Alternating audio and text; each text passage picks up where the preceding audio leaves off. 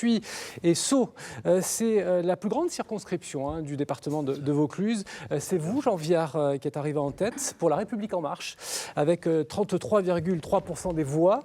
Julien Aubert, pour les Républicains, vous êtes second, et donc évidemment qualifié avec 20,96% des voix.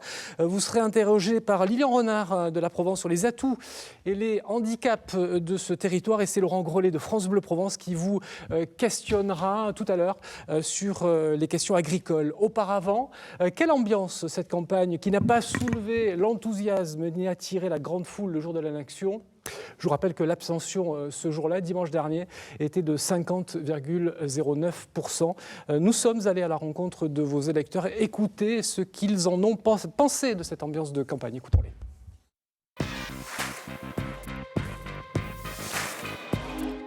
Qu'avez-vous pensé de la manière dont les candidats ont fait campagne dans votre circonscription? Je ne juge pas la manière dont ils ont fait campagne, mais moi je sais comment j'ai fait campagne et c'est moi qui suis allée chercher l'information. Je ne me suis pas trop préoccupé de leur campagne. On les a pas vus. On les a pas vus du tout. D'habitude, on les voyait sur les marchés, dans la rue et tout. On les a pas vus. Ils ont mis des bureaux. Si on ne va pas dans les bureaux, on les voit pas. Ouais, plutôt bon, très présent dans la ville, se présenter. Voilà, non, très intéressant. D'ici là, ils ont fait quelques tours dans des lotissements, mais bon, il n'y a pas eu vraiment de choses. Enfin, on n'a pas été sollicités, quoi. J'ai juste vu leur flyer avec ce qu'ils proposent, mais je ne les ai pas vus personnellement, non. On n'a vu personne, ça a été très bizarre. Alors, ces gens, ces personnes ont été interrogées à Carpentras, qui fait partie, effectivement, Carpentras Nord, qui fait partie de votre circonscription. Votre première réaction, on ne les a pas vus, ils ont distribué quelques flyers, on ne sait pas qui c'est. C'est quand même incroyable, quoi, le fait que... Alors que vous avez fait campagne, très clairement, on a fait des reportages, mais on a le sentiment que ça n'a pas marqué les gens, quoi. Pour quelle raison? Est-ce que vous avez une explication? Julien Aubert et puis Jean Viard. C'est pas très étonnant, la 5e circonscription, elle est très vaste. Ça fait 5 ans que je suis élu sur ce territoire. Je n'ai jamais rencontré, je crois, les personnes qui ont été interviewées, pour vous dire. Il y a quand même 100 000 personnes qui y vivent. Enfin, c'est un peu compliqué de mémoriser l'intégralité des habitants qui y vivent. Je sais que j'ai fait 6 000 kilomètres en un mois, mais visiblement, et que même malgré des journées de 12 ou 13 heures ou 14 heures parfois, il y a un moment donné où de toute manière vous n'arriverez pas à rencontrer tout le monde. Mais vous n'avez pas le sentiment, Jean-Marc, que les gens finalement n'ont pas envie d'imprimer? On ne peut pas dire les gens. Bon, vous trouvez des gens dans la rue qui ne nous ont pas vus. C'est vrai, il y a 100 000 habitants à peu près. C'est vrai qu'en un mois... Même réaction que les paroles des lecteurs à Marseille. Non, mais je sais, mais moi je dis une chose simple, si vous voulez. Emmanuel Macron avait eu 19% dans cette circonscription, on a eu plus de 33%. Donc il s'est bien passé quelque chose. Donc les réunions qu'on a fait, les flyers qu'on a distribués, etc., ont permis cette progression qui est une des plus fortes de France. Donc si vous voulez, ça montre bien que ce qu'on a fait a touché une partie de la société. Mais après, vous savez, les gens, ils se parlent. Donc vous envoyez un, il en parle à 10 autres, il raconte, etc. Évidemment qu'on ne voit pas 100 000 personnes, mais moi, quand je vois la progression qu'on a eue, je me dis quand même, on a imprimé. Oui, ça se traduit aussi dans les urnes, avec un taux d'abstention qui est unique. Oui, enfin, le taux d'abstention qui fait que même le premier, si vous voulez, a été élu par environ 16% des électeurs inscrits. Donc, d'un point de vue démocratique, c'est inquiétant parce que ça montre effectivement... Mais vous n'êtes pas responsable de ça? Mais je pense que les Français en ont marre. Moi, je l'avais déjà dit, je n'étais pas très favorable aux primaires. Bon, on a eu les primaires, on a eu les présidentielles qui se sont passées dans un contexte étouffant. Les législatives, vous avez en plus une attitude caniculaire, enfin une atmosphère caniculaire. Tout ceci fait qu'en plus, il y a des confusions, des gens qui changent de bord, des gens qui se recyclent. Je crois que les Français en ont un peu assez. Alors justement, votre adversaire, mais peut-être qu'il y reviendra, Jean Viard a dit que vous êtes issu de l'ancien système. Alors c'est vrai que vous avez été conseiller municipal, conseiller communautaire, apparenté socialiste à Marseille. Ce ralliement à La République En Marche, vous avez été le premier à avoir été investi pour la région Provence-Alpes-Côte d'Azur. C'est une adhésion idéologique ou c'est une opportunité politique ? Ce n'est pas une opportunité politique. Si j'avais voulu faire une carrière politique, j'aurais commencé avant. En plus, j'ai été déjà élu à Marseille. À Toulon, j'ai fait tourner le théâtre de Chafta-Wallon quand la ville était Front National. J'avais déjà contribué à la reconversion de la base d'Albion. J'ai toujours eu une activité de citoyen dans cette région, élu ou pas élu. Bon. Là, effectivement, il se trouve que je suis très profondément d'accord avec Emmanuel Macron et qu'en plus, dans cette circonscription, M. Aubert avait été élu en 2012 avec les voix du Front National. Et donc, je me suis dit, qui peut empêcher le Front National de gagner? Il se trouve qu'il ne s'est pas au deuxième tour, c'est pas une mauvaise nouvelle. Mais je veux dire, il y a 6 mois, un an, ils ont fait plus de 45% régional. Je me suis dit, peut-être que moi, je peux faire que cette circonscription soit un Front National. Mais je suis très profondément en accord avec la politique qui est proposée, qui est pour moi une politique très nouvelle dont on a absolument besoin. Julien Aubert. Je crois que M. Viard avait mal vu les chiffres au régional dans ma circonscription. C'était la seule circonscription où justement Marion Maréchal Le Pen avait été battue. Donc on n'a pas besoin forcément des gens de Marseille pour venir battre le Front National. Et puis, vous êtes de Marseille comme moi, M. Aubert. Où est-ce que vous avez été je enfin crois arrêter que un peu ce discours parce que j'ai été élu 6 mois à Marseille. Si vous permettez de terminer. Je crois que si vous voulez, le sujet, c'est pas de se présenter en politique pour être contre les uns ou contre les autres. Moi, je suis un député sortant, j'ai un mandat, j'ai un bilan, j'ai travaillé et donc à un moment donné, j'aime mon territoire et c'est les raisons pour lesquelles je veux repartir pour 5 ans. Je crois qu'on ne peut pas limiter un engagement politique uniquement en disant je viens pour faire battre un tel ou faire battre un tel. Mais Julien Aubert, vous étiez contre les primaires, certes, mais on vous a vu aux côtés de François Fillon lors du rassemblement du Trocadéro. Vous étiez d'ailleurs plutôt bien placé, juste derrière le candidat à l'élection présidentielle. Est-ce que finalement, vous n'avez pas le sentiment de payer cette proximité ? Non, je ne crois pas parce que 5-6 points de moins qu'en 2012. Quand vous regardez les résultats nationaux, vous avez bien vu qu'il y avait une vague d'abstention, une vague en marche, que quels que soient les candidats sortants, jeunes ou bien implantés, ils ont fait des scores aux alentours de 20%. J'ai fait en fait le score national, j'ai fait un point de plus que François Fillon. Après, oui, j'étais contre les primaires. Simplement, il y a un devoir de loyauté, c'est-à-dire que quand vous organisez un scrutin, moi je reste fidèle aux résultats du scrutin et à la promesse que j'ai faite aux électeurs de le faire respecter. Donc ensuite, effectivement, la défaite de François Fillon a entraîné quelque part une forme de déconfiture de la droite républicaine. De la classe politique dans sa globalité, Jean-Pierre, vous êtes sociologue, vous percevez tout ça. Ne pas comme sociologue. Non, j'entends bien, mais enfin, vous avez quand même quelques radars qui vous permettent d'analyser les choses. C'est un événement politique majeur, je veux dire, qui est un renouvellement de la classe politique, qui va même au-delà, si on peut dire, de ce qu'on pouvait attendre. Donc, je ne vais pas dire c'était visible, on l'avait bien vu. Il se passe un événement majeur dans cette société qui avait l'impression d'être bloqué et qui a l'impression de se débloquer. Et il y a ceux qui adhèrent à ce déblocage, il y a ceux qui disent on va laisser passer pour voir. Il y a visiblement, d'ailleurs, dans les abstentionnistes, beaucoup au fond, ils disent bon, on va laisser M. Macron avoir une majorité, on verra bien ce que ça donne. Mais la question, c'est que tout le monde est à peu près d'accord sur le fait que cette société était bloquée, que la question de l'emploi, on peut dire ce qu'on veut, mais quand vous avez le même taux de chômage pendant 10 ans, ça veut bien dire qu'à un moment, ce qu'on fait ne marche pas. Voilà. Et donc, si vous voulez, non, mais c'est ça, à mon avis, le fond de la question. Je veux dire une chose aussi. Moi, j'habite dans ce territoire depuis près de 50 ans, donc je ne suis pas tout jeune. On fait partie. Emmanuel Macron a choisi 7 retraités pour faire exprès qu'il y ait tous les âges qui se présentent. Et il faut le dire, parce que souvent on m'attaque sur mon âge. J'habite là depuis extrêmement longtemps, depuis 69.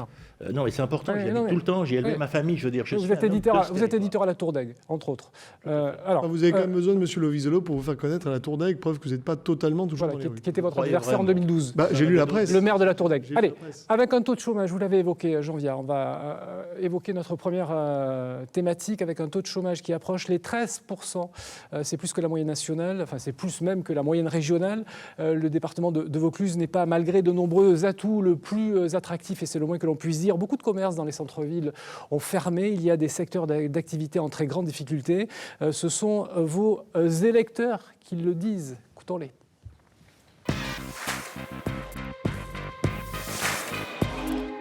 Quels sont les atouts et les handicaps de votre circonscription? Les atouts, le tourisme, le soleil. Les handicaps, c'est un département où il n'y a plus rien, plus de grosses entreprises. C'est le 6e département le plus pauvre de France, je crois.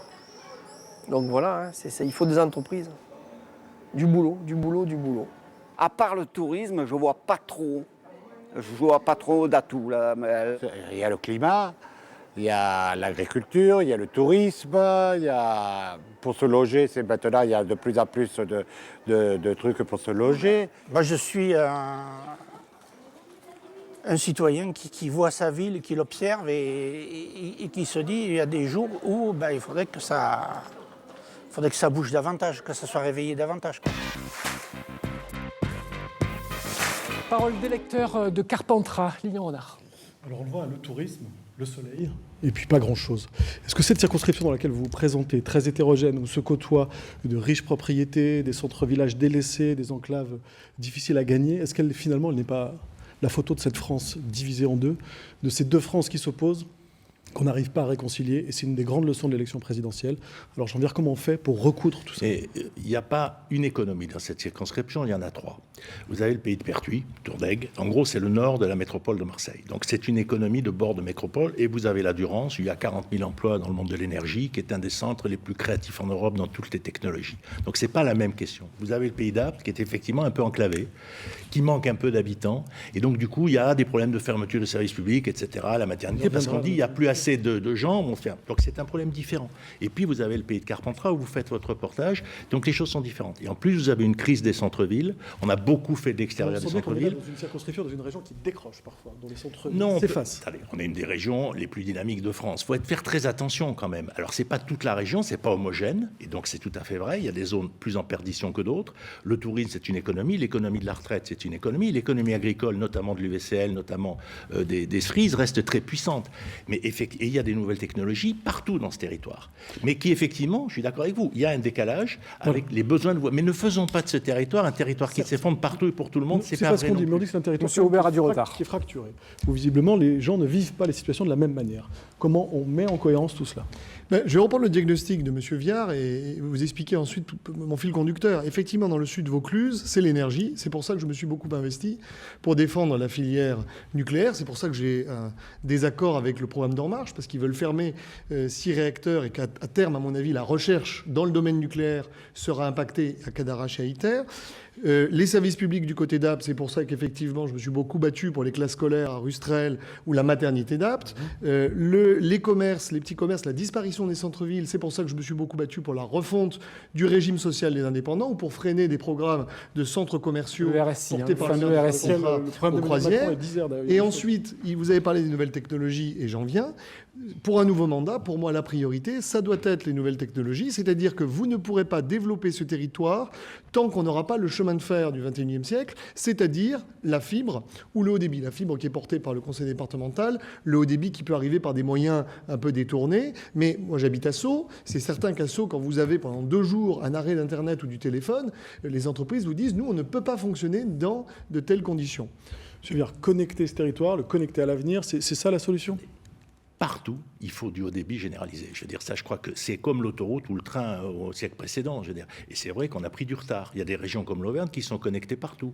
Il y a des villages en Provence où le fil n'arrive pas partout. Je pense que dans les 5 ans qui viennent, la connexion, mais générale, pas seulement dans ce territoire, c'est absolument vital. Aussi bien d'ailleurs pour les anciens métiers. Vous discutez avec les agriculteurs. Ils sont connectés aussi sur les cours. Donc, je veux dire, c'est pas se dire seulement la nouvelle économie, l'ancienne économie. C'est la priorité de tous les territoires. Et de celui-là, je crois que là-dessus, ça me semble une évidence, on a pris du retard. L'autre priorité, vous l'avez évoqué tous les deux, c'est la désertification médicale. La maternité d'Apt a fermé, celle de Pertuis un temps a été menacée. Pas pour les mêmes raisons. Pas pour les mêmes raisons. Mais enfin, on est quand même dans des situations qui sont des situations très tendues. Comment s'engager pour que la qualité de soins demeure dans ces zones? À un moment donné, il faudra faire un choix de civilisation. Je considère que les espaces métropolitains absorbent la valeur ajoutée, absorbent les populations. C'est pour expliquer un petit peu. C'est-à-dire qu'en fait, les populations et la richesse se concentrent dans les villes. Moi, je représente un territoire rural, donc effectivement, quand j'ai la métropole marseillaise qui vient absorber Pertuis, je dis attention, la vraie politique d'aménagement du territoire, c'est au contraire que l'État vienne installer des entreprises, mettre de la fibre, restaurer les services publics pour que la population s'équilibre. Prenez une planification étatique alors. Une planification, je suis un gaulliste, donc ça ne vous étonnera pas. Bon. Donc, par exemple, moi, je suis contre le fait que Pertuis se fasse absorber par la métropole marseillaise, parce que pour tous les villages aux alentours, c'est la mort. Le canton d'Aigues sans Pertuis, c'est la fin. Bien. Donc, on a, si vous voulez, cet enjeu principal. Simplement, l'ARS, par exemple, lorsqu'elle réalise les hôpitaux, l'Agence régionale de la santé, elle n'a pas, de mon point de vue, pris en compte le fait que quand vous habitez à Apt, effectivement, vous êtes à côté de la maternité, quand vous êtes à Saint-Christol, il vous faut déjà 45 minutes en temps normal. Et donc, à un moment donné, si on veut que des jeunes puissent s'installer dans ces territoires... Qu'est-ce qu'un député peut faire sur la question? Est-ce que Jean-Pierre vous engagez? Un député d'opposition, en tout cas, il peut essayer de faire entendre raison. C'est ce que j'ai fait aussi sur la cerise industrielle et le diméthoate. Restons sur les déserts médicaux. On promet aujourd'hui, dans cette circonscription, on se bat que les maternités ne fermeront plus, que des médecins seront... On ne peut pas le promettre. Ça ne tiendra pas. On peut se battre sur les maisons de santé, que ça devienne l'outil naturel. On peut se battre sur le fait que les médecins de ce territoire passent l'habilitation pour faire de la formation. Si vous prenez les 10 médecins qui se sont installés dans le sud du Luberon autour de Pertuis depuis 10 ans, ils ont tous fait leur formation sur place parce qu'il y a des médecins qui avaient fait l'habilitation. Donc il n'y a pas de secret. Pour qu'un jeune s'installe, il faut qu'il soit venu en stage, qu'il se soit rendu compte qu'on pouvait y habiter, ce qui était agréable. Là, dans le sud du Luberon, il y a même d'acheter un appartement avec 4 chambres pour loger ces gens. Donc il faut former la jeunesse sur le territoire, créer des maisons de santé et déjà on résoudra une grande partie des problèmes. Julien Aubert, rapidement. C'est pour ça que je suis allé au conseil régional. C'est parce que c'est justement le conseil régional qui fait du développement économique et qu'aujourd'hui, je peux subventionner les maisons de santé à Saint-Christol ou à Sceaux avec l'appui du conseil régional. Parce qu'il y a, si vous voulez, une cohérence entre le diagnostic qu'on peut faire en tant qu'élu du territoire et ensuite les moyens d'action de développement économique. Merci Lilian. On va évoquer les questions agricoles. C'est l'un des piliers économiques du département département. L'agriculture, donc en Vaucluse, c'est à peu près 40 000 emplois, un potentiel de 681 millions d'euros. C'est donc considérable. C'est un secteur qui connaît aussi la crise, les mauvaises récoltes, la réglementation européenne. Avant de vous entendre sur cette question, qui est une question vraiment essentielle pour ce département, écoutons ce que vos électeurs en ont à dire sur cette question, la question agricole. Écoutons-les.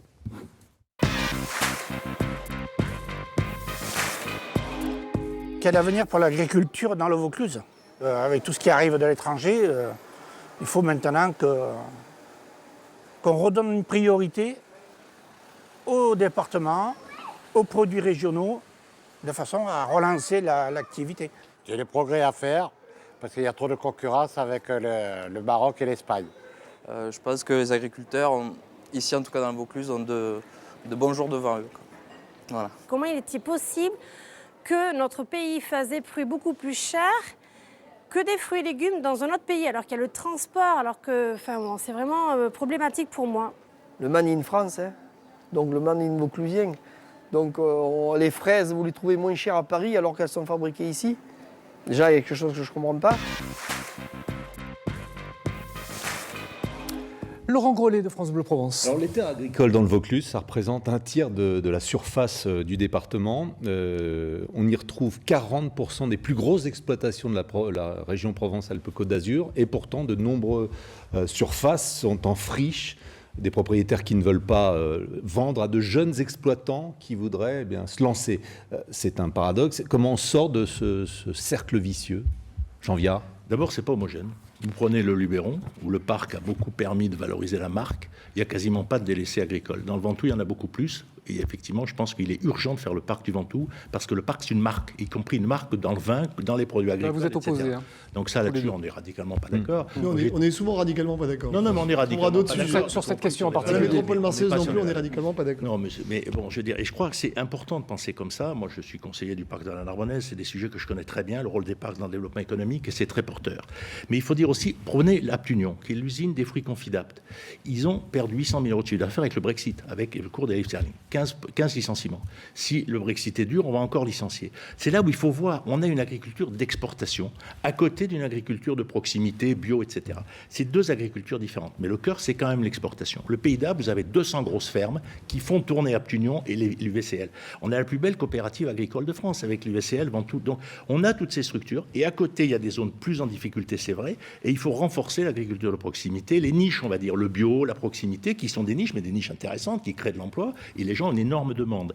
Donc, ce n'est pas un territoire, si vous voulez, il ne faut pas, encore une fois, être complètement... Le patron de l'UVCL, s'il entendait le diagnostic qu'on vient de faire, il dirait, mais vous me parlez de quel type de territoire? Mais c'est vrai aussi que, notamment dans les fruits et légumes, c'est plus compliqué, il y a des concurrences et on ne respecte pas les règles européennes. On l'a entendu sur dans le le vin, reportage. il faut le dire, parce que c'est évident. Oui. Enfin, je ne sais pas si on le dira après, mais où effectivement, il y a du vin espagnol à très bas prix qui utilise des marques Occitania, qui fait croire aux gens que c'est du vin de pays. Ça, je m'excuse, c'est scandaleux. Et il n'y a pas de raison qu'on ne respecte pas les règles européennes. Julien Aubert, qu'est-ce que vous avez fait pendant 5 ans justement pour redynamiser, pour soutenir le monde agricole dans une circonscription qui vit vraiment de l'agriculture? Des choses très concrètes, parce qu'il y a un problème européen, un problème français. Le problème européen, c'est pour ça que je ne suis pas d'accord avec Jean Viard, c'est-à-dire que nous avons un problème de concurrence au sein de l'espace européen, avec des fois des produits interdits en France qui sont utilisés. On fait quoi? On ferme les frontières? On ferme les frontières? Non, mais l'État devrait faire respecter. C'est-à-dire qu'à un moment donné, je vous donne un exemple très concret. Je me suis battu pour qu'on garde le diméthoate, qui est un produit qui permet de lutter contre les parasites sur la cerise. Bon. C'est le gouvernement français, contre tous ses partenaires européens, qui a décidé de l'interdire. Moralité, aujourd'hui, les Français mangent des cerises traitées au diméthoate en Espagne ou en Turquie, et nos producteurs à nous sont en concurrence. La lavande, je suis monté à Bruxelles rencontrer M. Barroso, parce qu'on veut en faire un produit chimique, l'huile essentielle de lavande. On s'est rendu compte que c'est la France qui n'a pas empêché la Suède de classer la molécule de lavande comme substance dangereuse. Tout n'est pas la faute de l'Europe. Mais néanmoins, à un moment donné, lorsqu'on a une concurrence sur les normes qui n'est pas respectée, vous mettez avez des policiers ou des douaniers aux frontières, vous faites des prélèvements et vous dites vos cerises sont traitées avec des produits interdits, elles sont interdites d'accès. Donc quelque part, on se referme un petit peu. Il faut mettre évidemment des frontières. C'est une contradiction qu'on a avec Jean Viard, qui est pour une grande Europe fusionnée avec le Maghreb, la Méditerranée. Ça, c'est un point de convergence avec le Front National. Hein. Je suis contre. Vous avez fait des études supérieures. Je veux fusionner l'Europe avec le Maghreb. Ben oui, vous reprenez, c'est Libération du 29 janvier 2015. Vous irez voir, c'est mot pour mot ce que vous avez dit. Bon, donc ça, c'est le problème, je dirais. Voilà. Donc après, on peut agir de manière concrète, effectivement. Mais par exemple, je vous donne un exemple là aussi. C'est pas l'Europe. Lorsque Mme Royal a décidé d'interdire à 50 mètres des habitations l'épandage de produits phytosanitaires, dans un département comme le nôtre, où on a des petites parcelles, vous aviez la moitié de la surface utile qui risquait de disparaître. Donc à un moment donné, il faut choisir. C'est-à-dire qu'à force, si vous voulez, d'avoir, je pense, un balancement trop irrégulier entre la nécessité écologique et la nécessité agricole, on risque effectivement de ne plus avoir de produits phytosanitaires parce qu'on n'aura plus d'agriculteurs. Jean Viard, qu'est-ce que vous ferez si vous êtes élu et donc à l'Assemblée nationale pour soutenir les agriculteurs? Vous avez écrit en 2001 l'archipel paysan. Vous y décriviez les mots qui frappaient à l'époque le monde agricole. Est-ce qu'aujourd'hui, on est sur le même diagnostic, burn-out et jusqu'au suicide parfois? Non, mais alors, l'élevage de vaches est un autre problème. Effectivement, là, c'est terrible parce que c'est sur l'élevage, y compris parce que l'élevage n'est plus une façon d'exploiter familiale, parce qu'il faut travailler tous les jours, la nuit, le week-end, et que c'est plus dans notre culture. Donc, ça pose un autre problème d'organisation de l'élevage. Dans notre territoire, c'est pas la question centrale. La première question, c'est d'appliquer en France les mêmes règles que dans toute l'Europe. On ne peut pas dire rajouter des règles aux règles européennes. Si un tel produit est autorisé sur les cerises polonaises, elles doivent être autorisées sur les règles françaises. Ça ne sert à rien de faire des super niches qui tue en fait, parce qu'on est le même marché. Donc un marché, une règle. Et ça, je pense que là, il y a énormément de choses. On a voulu faire trop bien. Il faut se battre à Bruxelles. Et vous croyez que M. Hulot est d'accord avec vous? Absolument. On est d'accord. C'est dans le programme de M. Macron et on y tiendra. On est pour qu'il y ait des règles uniques sur toute l'Europe. C'est à Bruxelles qu'il faut mener les combats. Je pense honnêtement que Nicolas Hulot a une vision très écologique de l'agriculture. Mais il a raison. Voilà. Mais cette vision écologique doit être une économie de marché. On perd de vue totalement nos agriculteurs entre les normes. Pas du tout. Les normes qu'on leur impose. Je viens de dire l'inverse. Oui, mais simplement. Non, mais c'est quoi? Non, mais Julien Aubert, c'est quoi? C'est l'agriculture qui est sacrifiée sur l'autel de l'Europe? C'est ça que vous êtes en train de dire? Sur le thème de l'agroécologie. C'est-à-dire que moi, par exemple, lorsqu'on a eu l'interdiction des néonicotinoïdes pour les abeilles, c'est des produits qui tuent les abeilles. On ne va rien comprendre. Hein. Ce sont les produits qui tuent les abeilles, les néonicotinoïdes. Bon, c'est un vrai problème et moi je suis pour cette interdiction. Mais ensuite, il faut faire attention parce que à force de mettre des interdictions sur tous les produits qui nous permettent de lutter contre les parasites, dans 10 ou 15 ans, nous verrons combien d'agriculteurs auront survécu. Moi, je connais des gens qui étaient au bio et qui ont dit nous n'arrivons plus à mettre des produits qui sont aussi nocifs pour les agriculteurs et le voisinage. Hein. Mais attention, la situation a beaucoup évolué depuis les années 80 ou 90. Les premières victimes des produits phytosanitaires, c'est les agriculteurs eux-mêmes. Donc il faut faire attention là-dessus. D'ailleurs, on voit bien comment ils s'équipent de plus en plus. Moi, j'ai mis comme président de mon comité de soutien une apicultrice. Parce que je pense que la bataille pour les ruches, elle est symbolique, je veux dire, de l'ensemble d'un système économique. Alors bien sûr qu'il faut des règles que les européennes pour tout le monde. Mais effectivement, il faut par exemple que sur des sujets comme ça, je pense que la défense de l'abeille, c'est pas seulement l'abeille en tant que telle, c'est pas seulement le miel, c'est l'ensemble de l'écosystème. Il faut le respecter. Alors, le temps pour aller vers ça, on peut discuter de la vitesse, mais pour moi, c'est un enjeu majeur. Et je crois que, si vous voulez, il faut bien voir les choses comme ça. L'agriculture est en pleine évolution. Il y a l'agriculture bio, puis il y a les autres, les agricultures raisonnées. Regardez la présidente de la FNSEA, que je connais très bien, qui effectivement est dans l'agriculture raisonnée. Donc, il faut avancer petit à petit pour aller. Il faut privilégier l'agriculture biologique, privilégier également les circuits courts. Et la demande des gens, c'est l'agriculture de proximité. Il est temps que les écoles se fournissent dans les territoires. Et tout ça, si vous voulez, l'agriculture, il y a différents niveaux. Il n'y a pas une agriculture. Il y a des très grandes exploitations exportatrices. Il y a de l'agriculture de proximité. Il y a de la biologie. Il y a des gens qui veulent du fromage de chèvre élevé dans leur territoire. Et c'est tout ça qui fait l'agriculture qui doit être aidée. Et beaucoup plus, effectivement, les petits, non pas pour remplacer les gros. Le petit, les gros ne s'opposent pas. Mais autour de toutes nos villes, autour de tous nos lycées, il doit y avoir des AMAP, il doit y avoir des... Et là, on peut créer beaucoup d'emplois en complément de l'autre agriculture internationale. Julien Aubert, on a le sentiment, quand on vous écoute, que pendant 5 ans, vous êtes heurté à un mur qui s'appelle l'Europe, un mur qui s'appelle des réglementations. Vous n'avez pas pu faire avancer. Alors en 2013, vous vouliez peser sur les coûts de la main-d'œuvre qui étaient défavorables aux agricultures. Je ne me suis pas confronté à l'Europe. Je me suis confronté à un gouvernement qui a systématiquement nié la réalité. Parce que moi, j'entends bien le diagnostic et je peux en partager. Mais la réalité, c'est que sur la lavande, sur la cerise, sur les charges saisonnières, à chaque fois, j'ai essayé d'expliquer au ministre l'impact. D'accord ? Et je n'ai pas été écouté. Et c'est notre gouvernement socialiste qui a étranglé et asphyxié l'agriculture vauclusienne ces 5 dernières années. L'Europe ne nous avait rien demandé. Alors oui, il y a un problème européen général sur lequel on pourrait discuter de contrôle aux frontières, effectivement. Mais à la base, le problème, il est dans la manière dont on voit l'agriculture, parce qu'elle est faite aujourd'hui, elle est décidée dans des bureaux citadins. Et à un moment donné, il faut revenir au rôle originel de l'agriculture, à son rôle productif. Gouvernement socialiste, qui Oui. n'est plus socialiste aujourd'hui. Qui est en marche maintenant. Bon. Oui, mais justement, ça peut changer. Pour moi, quoi. la nomination de quelqu'un comme Nicolas Hulot, ça n'est pas un signal très positif. C'est que je crois que... Pourtant, il a eu des propositions aussi des gens de votre propre camp. Hein. Je pense à Nicolas Sarkozy. Si là, on avait nommé Bruno Le Maire... Sollicité par si on avait nommé de nombreuses Bruno Le Maire personnalités ministre de politiques et également à droite. Si on avait nommé Bruno Le Maire ministre de l'Agriculture, j'aurais été d'accord avec vous. Mais néanmoins, vous aurez noté que certains de mes collègues qui sont partis au gouvernement ou à la gamelle, maintenant tiennent des positions qui sont inversées par rapport à ce qu'on disait il y a quelques mois. Moi, je n'ai pas changé de discours, je reste fidèle à mes convictions. Ça, c'est sûr. J'en viens justement, Très rapidement. Emmanuel Macron, qui est pro-européen, on le sait bien, comment vous allez peser, encore une fois, la voix de la France par rapport à justement une Europe qui parfois pose des problèmes administratifs, de contraintes, de règles avec les agriculteurs, pour les agriculteurs français. Emmanuel Macron était le seul candidat à la présidentielle qui a voté oui au traité européen. Et moi, c'est une des grandes raisons pour lesquelles j'ai travaillé avec lui, parce qu'au niveau d'une vision mondiale, c'est notre force. Après, effectivement, les règles européennes doivent être respectées, doivent être appliquées, et certaines doivent être renégociées. Parce qu'actuellement, elles sont rarement contrôlées, qu'on prenne les travailleurs détachés, qu'on prenne ce qu'on a dit tout à l'heure sur les surrègles que fait l'Europe. Je crois que c'est un des grands enjeux, c'est de refaire de l'Europe un modèle de développement attractif. Il y a du boulot, mais je pense que c'est un des axes centraux du gouvernement. Merci, Laurent Grollet. Nous arrivons au terme de ce débat. 1 minute, comme tout à l'heure, vous avez été réservé à tous les deux pour convaincre les électeurs de voter pour vous dimanche prochain. Nous débutons avec vous. Jean-Pierre, vous regardez la caméra, c'est celle-ci. Ils vous écoutent, vos électeurs de cette 5e circonscription.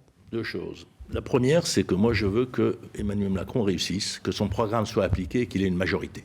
Je pense qu'en France, il est temps qu'on arrive à une période où on a un président qui peut gouverner. Les 2 précédents ont été un peu empêchés, l'un par la crise de 2008, l'autre par effectivement son absence de majorité. Donc donnons une majorité au président Macron sur ses propositions. Les uns vont adhérer à ses propositions, les autres vont dire c'est pour voir. Les 2 raisons sont bonnes pour cette situation. La deuxième chose, c'est que je connais extrêmement bien ce territoire. J'y vis depuis 60 ans, j'y ai écrit des tas de livres, j'ai mené des tas de réflexions, j'ai travaillé sur la reconversion de la base d'Albion, j'étais à la base des dossiers techniques pour laisser perdre. J'ai passé ma vie à faire une partie de mon temps de citoyen dans ce territoire.